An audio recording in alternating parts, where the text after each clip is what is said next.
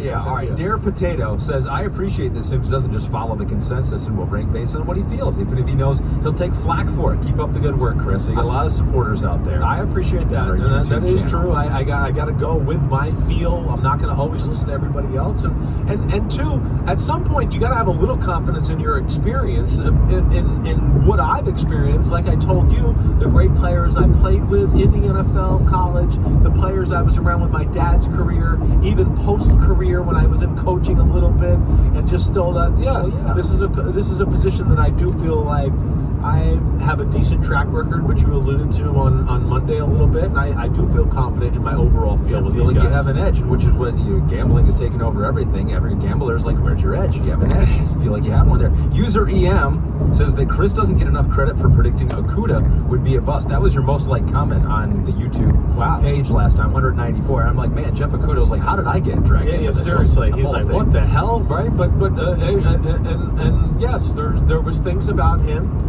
And again, I think it fit into the mold of some of the things we talked about. Good player, got that. We liked him at the time. I said that, but I was number 3 pick. Yeah. I don't know about all that. And again, I think that's where, the school, where it's ranked, the amount of players that come out of there and all that kind of feeds into it. And I hope that's where people can trust me and to know that I'm going to be able to look through some of that stuff and not be influenced by it. Mm-hmm. And corner would be another position. I threw a lot of interceptions, so I know what the good corners look like. And to your credit, as well as someone who grew up in Michigan, rooted for the Michigan Wolverines, you have never liked a Buckeyes prospect. So you have stuck true to that piece of it. I did like C.J. Stroud. Yeah, you did. Yeah, more than anybody. Yeah, they kind of forget about that one, huh? Kyer 414, the draft, where he put Justin Jefferson, CeeDee Lamb over Judy is what really made him legit for wide receiver rankings. I remember that was seen as an insane move at the time, but it's turned out to be 100% correct. There was a lot of Jerry Judy love. It's funny that this is coming up and feeding into the narrative we kind of talked about on Monday, but it's the same type of thing. Hey, Alabama's so good. All these receivers keep coming out of here. Yeah. Look at their quarterback and the other guys. And we watch them every week on Saturday, SEC on CBS. It's a highlight show. He's got to be awesome, right?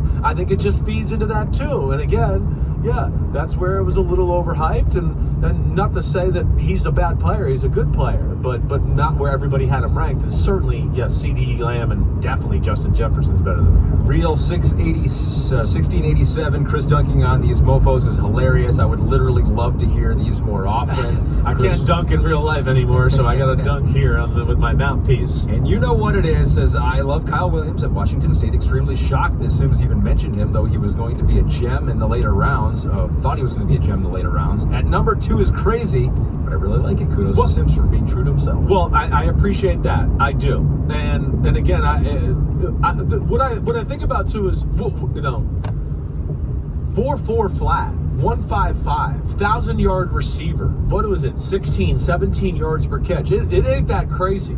Again, I think people are getting influenced by school ranking, emblem on the helmet, competition exactly, level. Competition certainly too.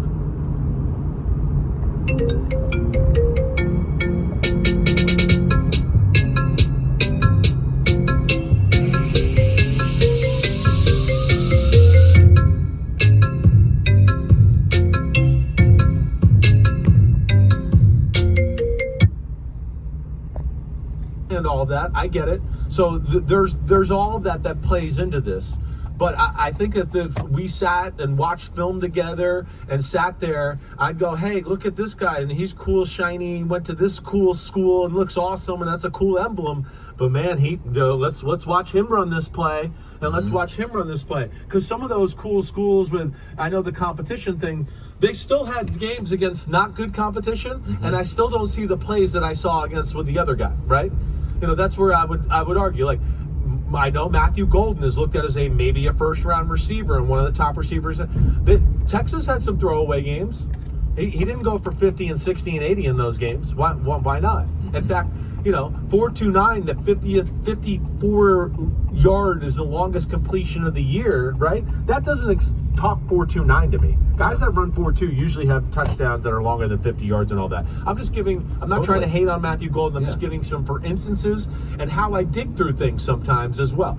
But the competition thing and then I think, maybe the shiny emblem on the helmet is certainly a thing that influences people at times. And we'll see. You're ahead on these. You're one of the first people to rank quarterbacks. You're one of the first people to rank in the general kind of. In the general, it keeps getting earlier and earlier now. Though it does. You're almost it falling does seem, behind. We're seeing. Well, you're right. I mean, we're at the point now where I feel like at this point, like from a lot of the draft pundits, you would have saw like one mock draft now. Right. Now they're already on like the fourth one, and you're like, damn. I mean, holy crap! I know in my feed all the time. It's like Lions first 7 rounds predicted to be like this. I'm like, man, how many of these are going to do? Hey, and just as Kyle Williams. Yeah. I got some texts from people in the NFL that told me they like Kyle Williams a lot. Boy. You know, and they're mad at you for well, exposing they didn't tell me other things either, but they were, yo, I see Kyle Williams. I'm with you. He's got special traits, blah, blah, blah. So we'll see where this goes. Either I'm going to look like a real big idiot, which I can do at times, or I might look smart. And when they text you and say, yo, do they do that because they know that's how you talk? They know, yeah, they do. Yeah. See, I mean, you know me. Every text I almost start with is yo, yo, yo, right? Yeah. They're just speaking the same language here. Yo, mofo. You're hoping to get one of these guys early or find a gem in the later rounds, like one day, in the past. Russell Wilson was a gem in the later rounds and has had a great career. I don't know if he still has it in him, but the Giants are going to find out. So before we get into your tight end breakdown, before we get into some of the homies, more questions on your wide receiver ranks, let's talk about your New York Football Giants agreeing to terms with the quarterback in Russell Wilson. We thought they already had a quarterback in Jameis Winston. Now they have Wilson. Right. They got 2 guys. The odd couple here. They got the odd couple. What do you make of it? Yeah, and again, I didn't think Jameis Winston was the end-all, be-all, right? You got to put yourself in their shoes. But the guy that is literally goes on a press conference and says, deliver me from pick sixes is not the guy you want to entrust totally to the organization. He excites me. It depends on what your goal is. And I'm not going to lie. I was more excited when we signed Jameis Winston than when we signed Russell Wilson. I'm not. But I understand the signing. Again, what I said to Florio this morning, cover your own ass, CYA, insurance policies, that's what they got to worry about. And also, it does take the pressure off the quarterback situation to now let them kind of do whatever they want and wherever they want. And within that, go, okay, so what if we drafted a quarterback too? We're not paying Russell Wilson or Jameis Winston that much. No. And when you even add up all 4 of our quarterbacks combined, it's still not going to be $40 million, right? Which is below market price for good quarterbacks in the NFL. Just Wilson and Winston are about Daniel Jones, what he got. Isn't it? It's below 20, equal? basically. Yeah. I mean, it's going to be actually, it looks like below 15. I mean, that's what it really looks like. It's going to be between those two. And then you add Tommy DeVito. So if you draft a quarterback, certainly, right? But with Russell Wilson, I get it from the standpoint of, yes, if I'm Joe Shane or Brian Daboll too, because they're going to go, wait, we like Jameis Winston, we do, but I don't know if I totally trust him that he can be the guy all year long and play a clean brand of football and do what he did that 1 year with Sean Payton where he took care of the football before he got hurt, right? That was the 1 year he really took care of the football. So I think within that, they go, this is literally like the opposite guy. The guy who's a little too conservative, who doesn't always throw the ball into aggressive, tight windows. In fact, takes too long sometimes to pick those moments to start to be aggressive, right? I had this conversation too with Florio today. That's one of the things that, I mean, Russell Wilson's still got a pretty good arm, but we know he doesn't move and run as well as he used to at all. So he's not going to be able to do that. But things we've broken down on the pod, his inability to throw the ball down the middle of the field, his unwillingness to throw the ball down the middle of the field. And when you really break them down, if you just stop those fade routes and those back shoulders and stuff like that, that's where the majority of his football throws go. And 2, I think he plays a game a little bit conservative, politician-y, that you could get away with if the Steelers are playing good defense or the Legion of Boom is playing good defense. But what happened when the Steelers defense started to fall a little bit apart at the end of the year? Oh, they went on a 6-game losing streak because it's like, oh, I'm just going to check it down and, hey, I'm just going to make sure we stay in the game and do that, and I won't really push the envelope until I have to. Against really good football teams, it's hard to live that way unless your defense is incredible, right? And then you look up and go, damn, we're down 14. And I go, well, yeah, you had a few opportunities in the game to be aggressive and move the ball early on, but you kind of went with, oh, it's early in the game, I don't want to take the chance, right?